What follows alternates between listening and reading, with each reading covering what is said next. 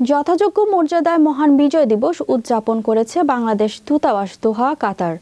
কাতার প্রতিনিধি আবুল কালাম ফয়সাল জানান, সোমবার সকাল 10টায় কাতারের রাজধানী দোহায় বাংলাদেশ দূতাবাসে জাতীয় সঙ্গীতের সুরে সুরে পতাকা উত্তোলনের মাধ্যমে অনুষ্ঠানের সূচনা হয়।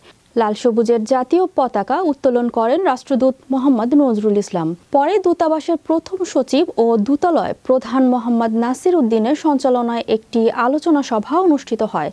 এতে রাষ্ট্রপতি, প্রধান উপদেষ্টা, পররাষ্ট্র উপদেষ্টার বাণী পাঠ করা হয়। এতে অংশগ্রহণ করেন বাংলাদেশ কমিউনিটি সহ বিভিন্ন রাজনৈতিক ও সামাজিক সংগঠনের নেতৃবৃন্দ ও গণমাধ্যম কর্মীরা। এদিকে বিজয়ের মাস উপলক্ষে বাংলাদেশ দূতাবাসের সহযোগিতায় 4 দিনব্যাপী বাংলাদেশ MHM স্কুলে বিজয় মেলা অনুষ্ঠিত হবে। বিজয় মেলার মধ্য দিয়ে কাতার প্রবাসীদের পারস্পরিক সম্পর্কের একটি মিলন মেলায় পরিণত হবে বলে মনে করেন রাষ্ট্রদূত। অনুষ্ঠানে বীর শহীদদের আত্মার মাগফিরাত কামনা করে দোয়া ও মোনাজাত করা হয়। পরিশেষে আমন্ত্রিত সকল অতিথিগণকে ঐতিহ্যবাহী বাংলাদেশি খাবার দ্বারা আপ্যায়ন করা হয়।